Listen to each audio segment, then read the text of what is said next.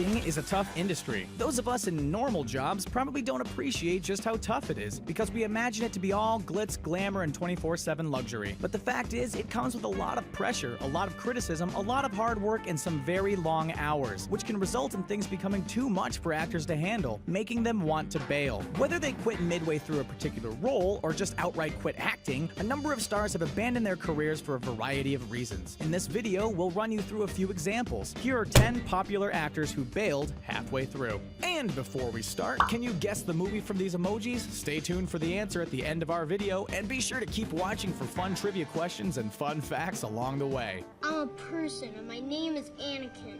Jake Lloyd. Jake Lloyd had a very short acting career. Having previously appeared in 1996's Jingle All the Way, his next and final big role came in 1999's Star Wars Episode I: The Phantom Menace, in which he played the young Anakin Skywalker. Lloyd's performance was, of course, almost universally disliked, which can't have been nice for the kid. Apparently, children were mean to him and generally gave him unwanted attention, making lightsaber noises whenever they walked by. Plus, he hated doing all that promo work, giving up to 60 interviews a day and constantly having cameras pointed in his face. He worked on a little-known movie called Madison in 2000, a film that was actually released 5 years later, but he never acted again after that. Peanut butter and pretzel. Dave Chapelle. This entry involves a TV comedy sketch show rather than a movie, but it's one we simply had to include. Dave Chapelle was the host and lead actor in Chapelle's Show, which ran from 2003 to 2006. However, it all got a little too much for Dave, so he quit acting, telling Oprah, "I felt in a lot of instances I was deliberately being put through stress because when you're a guy who generates money, people have a vested interest in controlling you. I wasn't walking away from the money, I was walking away from the circumstances. I was feeling overwhelmed, and some of it felt like as if this was happening deliberately." However, he's now attempting to return to the entertainment world.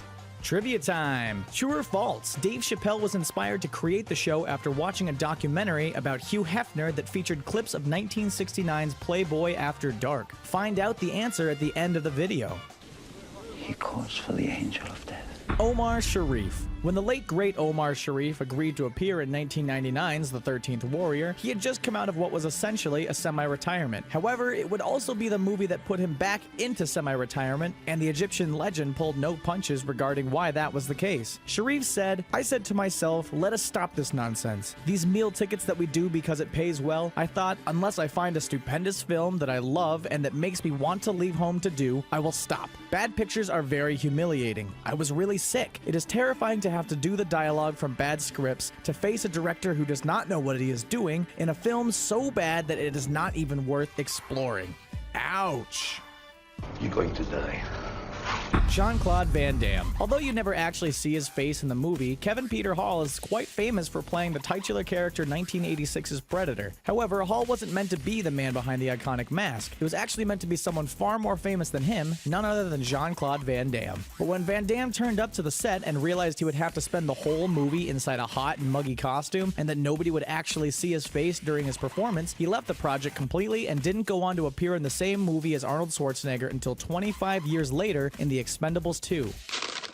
It is a Wonka. Peter Ostrum. You may not recognize the name Peter Ostrum, but you're certain to remember him when we remind you who he is. Ostrum was the child actor who played Charlie Bucket in 1971's Willy Wonka and the Chocolate Factory. The role of Charlie would be his only acting credit, however, as he quit acting completely after that. Ostrum said, "There wasn't any glitz and glamour on the set. We were young teenagers and we were expected to work as young adults and be professional, so that meant showing up on time, knowing your lines, and there wasn't any messing about. I soon came to the realization that acting was a lot of work." He went on to become a successful veterinarian. Oodly, oodly, oodly, oodly, oodly, noodly, doodly, diddly, doodly. Harry Shearer. Harry Shearer is the only voice actor on this list, but boy is his voice iconic. He is, after all, the voice behind the likes of Ned Flanders, Mr. Burns, Smithers, Principal Skinner, and Reverend Lovejoy on The Simpsons. Shearer did, however, temporarily bail on the animated show after 26 years of service to it, after the show's core voice cast was forced to take a pay cut from $440,000 an episode to $250,000. That wasn't enough for Shearer. The poor guy, right? 2 months of negotiation and discussion followed, resulting in Shearer returning as normal to his role, but the fact that he was prepared to quit over money after so long was strange to say the least.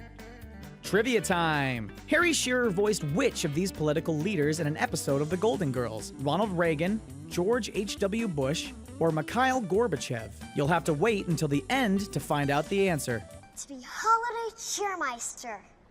Taylor Momsen. Taylor Momsen is a former actress and model whose acting credits include movies like 2000's How the Grinch Stole Christmas and 2007's Underdog, as well as TV show Gossip Girl, and the latter would be her final role as an actress back in 2012. Momsen wanted to focus on her music career, which sees her as the lead singer of rock band The Pretty Reckless. She told Elle magazine, "I quit acting actually. I quit Gossip Girl and now I tour and am in a band, and that's pretty much all I want to do." Momsen claimed that her acting career barely gave her time to shower, which is pretty gross. Great. You know what's great? Air travel. Chevy Chase. Chevy Chase may be something of an entertainment legend, but he also has a history of being a bit of a douchebag, and that has resulted in him having a number of disagreements with people he's worked with. This includes Community creator Dan Harmon. Chase worked on the show between 2009 and 2014, but he never really wanted to be there. At one point during season 3, Chase walked off the set and refused to finish shooting an episode. Harmon subsequently called Chase out, which resulted in Chase leaving a profanity-ridden voicemail on his phone, and Harmon being fired by NBC for playing it during a live recording of his podcast. Chase returned to the show but quit again in season 4 before he was supposed to be finished filming. His character was then killed off, and Chase went on to say, "It's sitcom television," which is basically the lowest form of television. Can you hear it vibrating? I can hear it distinctly. Greta Garbo. Greta Garbo was undoubtedly a show business icon. The late actress appeared in 28 movies and was nominated for Academy Awards on 3 occasions. However, at the age of just 36 in 1941, she retired from acting. The cause? The movie Two-Faced Woman. Garbo played a ski instructor who married one of her clients, which led to a lot of twists. But it was critically panned, with Time magazine saying, "It is almost as shocking as seeing your mother drunk." And the criticism was too much for the actress. Having initially intended to temporarily retire, it would become permanent, and she died in 1991, having never acted again. It's trivia time again. Complete this quote from Two-Faced Woman. "I like older men, they're so blank." We'll reveal all the answers at the end of the video. You underestimate my power! Hayden Christensen. We finished this video by going full circle, as we go from Jake Lloyd to Hayden Christensen, another actor who portrayed Anakin Skywalker on the big screen. Christensen opted to quit acting for different reasons to Lloyd, but the fact that both decisions came from having played the same character sure is strange. Christensen said he didn't want to go through his life feeling as though he was riding the Star Wars wave. He also felt as though everything had been handed to him a little too easily, so he bought a farm in 2007 and gave Hollywood up to live the country life. He has since returned to acting, but he only takes smaller roles these days. Thanks for watching our video about 10 popular actors who bailed halfway through. Can you think of any other actors who quit roles or just quit acting altogether?